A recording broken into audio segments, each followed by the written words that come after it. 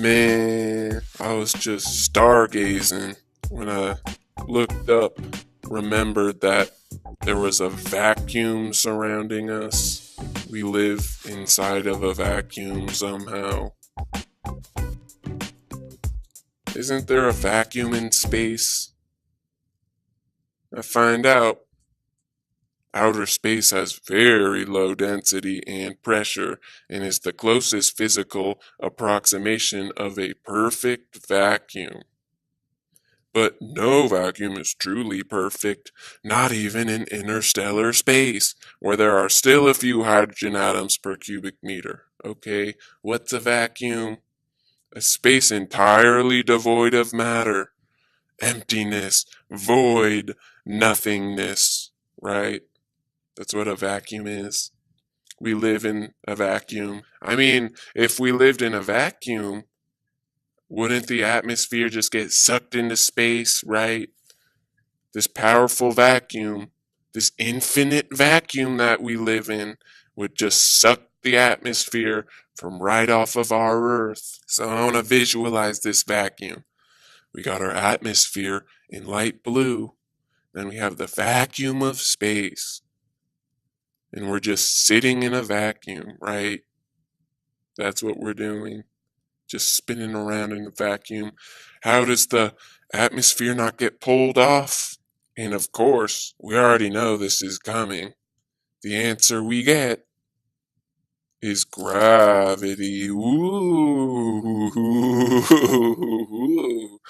gravity. Wow. Earth's atmosphere is an extremely thin skin surrounding our planet. What force keeps it from flying off into space? The answer's always gravity. Anything that's unexplainable, gravity. Gravity. And I'm thinking, we're putting a lot of faith into this theory of gravity that's only a few hundred years old, never been tested, never been experimented with. I mean, gravity has never been recreated in a lab. There's no accounts of actually finding a gravitational wave. We don't have anything in this physical realm that tells us gravity exists. But we'll go along. Because, right? Einstein was a genius, right? Newton was a genius, right? They're all geniuses. That's what they told you. That's what they put in your little history science books. Now Einstein was once asked how it felt to be the smartest man alive, and Einstein's reply was, I don't know. You'll have to ask Nikola Tesla. So now I'm going to go over, talk to Nikola Tesla, and see what he has to say. He tells me today's scientists have substituted mathematics for experiments. And they wander off through equation after equation and eventually build a structure which has no relation to reality. I mean, how true could that statement be? Nikola Tesla is the true genius. He says Einstein's relativity work is a magnificent mathematical garb which fascinates, dazzles, and makes people blind to the underlying errors. The theory is like a beggar clothed in purple, whom ignorant people take for a king. Its exponents are brilliant men, but they are metaphysicists rather than scientists. Oh, well, thank you. Thank you, Tesla, for telling us how much bullshit can be found in Einstein's work, because you knew that way back then. So thank you for reassuring my belief system, right? So if gravity doesn't exist, then what's the force that pulls us down to the earth? Why do things fall down instead of up?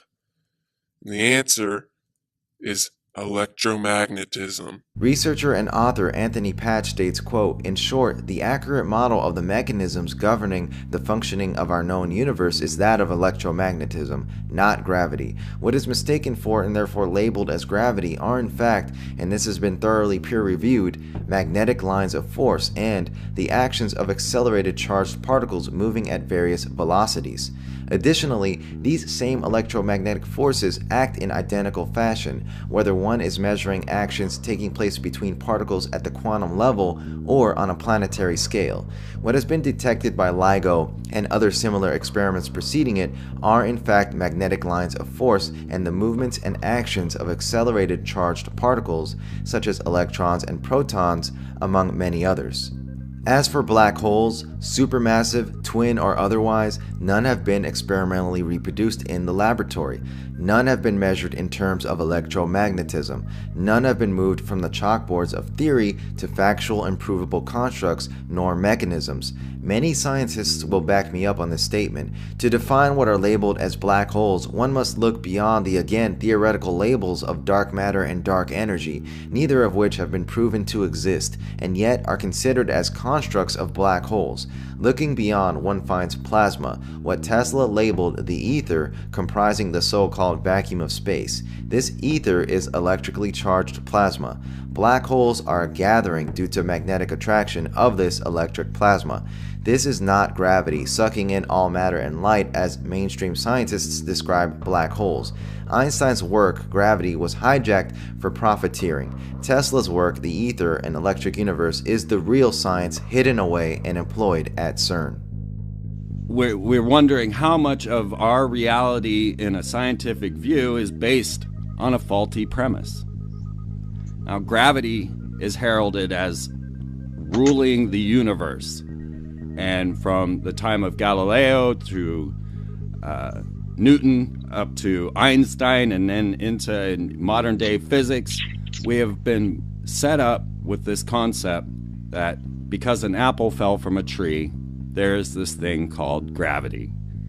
We're looking at a system of science that is giving us energy through gravitics, and they are using explosion engines and burning coal and doing everything necessary in our world to make this place a hellhole. Uncovering the missing secrets of magnetism. Here we have a standard CRT tube with a grid with a spiral projected onto it, which is being taken off of an old camcorder that's pointing at a wall with a grid on it with a, you can see, a clockwise spiral. So I have this camera, old camera, hooked into an old television set, taking a look at a clockwise spiral. Now let's take an enormous 2" by 1" N45 neodymium iron boron magnet, and let's show you centripetal and centrifugal vortex movements as we approach the CRT tube. Here we go with a magnet. Now, let's discuss this in a second, but first, let's look at what's at the center here. Can you see what's at the center?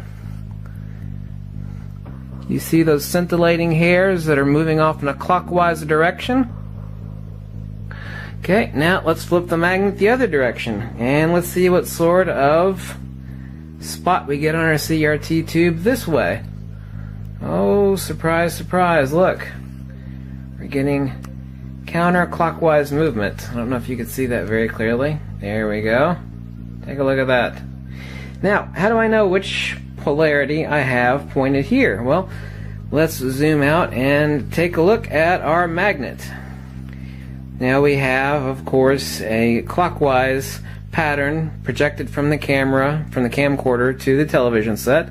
So let's see what this side of the magnet does to a clockwise spiral on the CRT. It moves it in the same direction.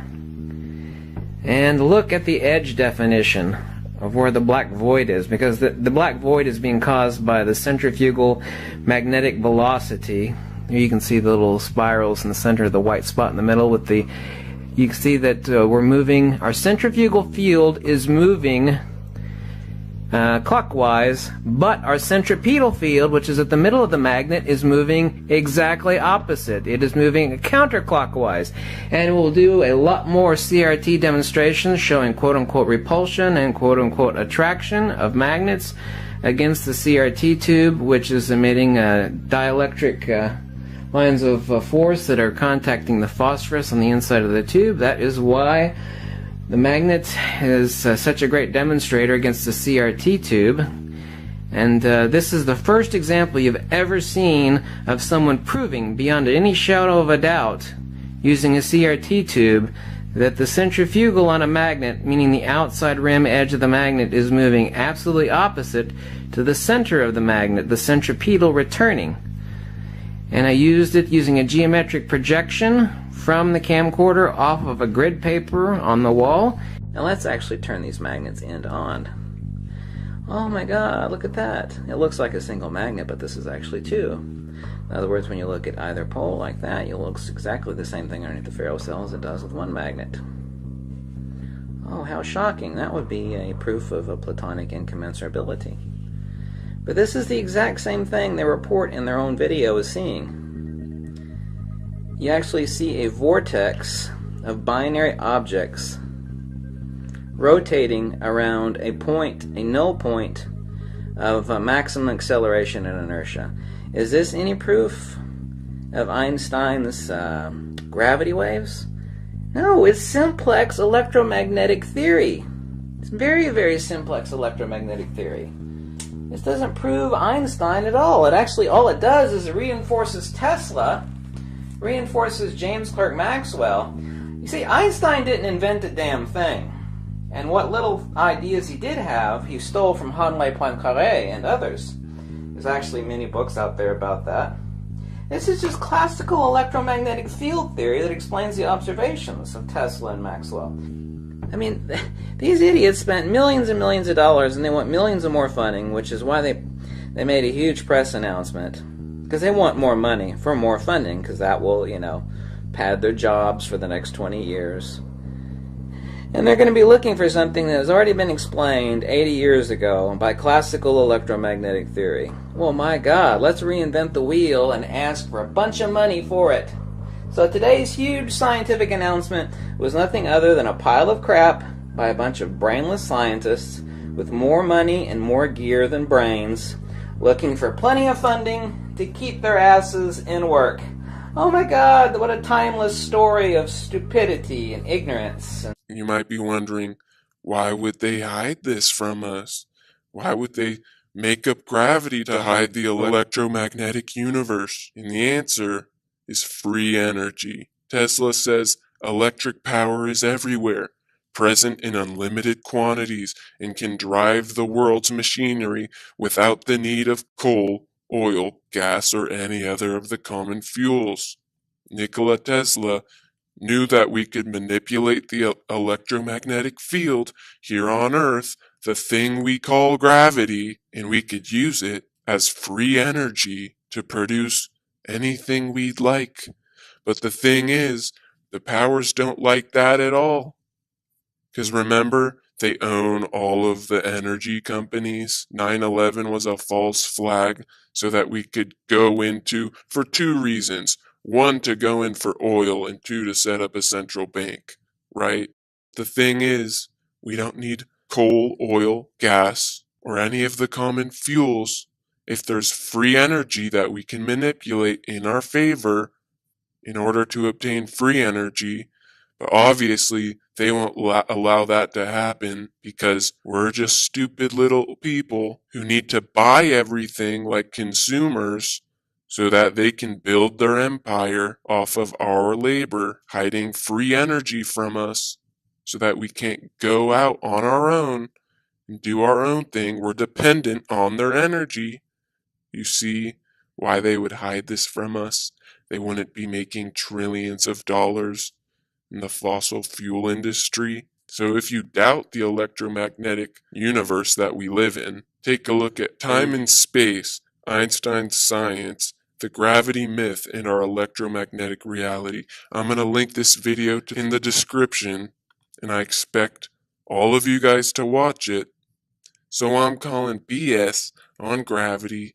Einstein was a fraud, and Nikola Tesla was a hero.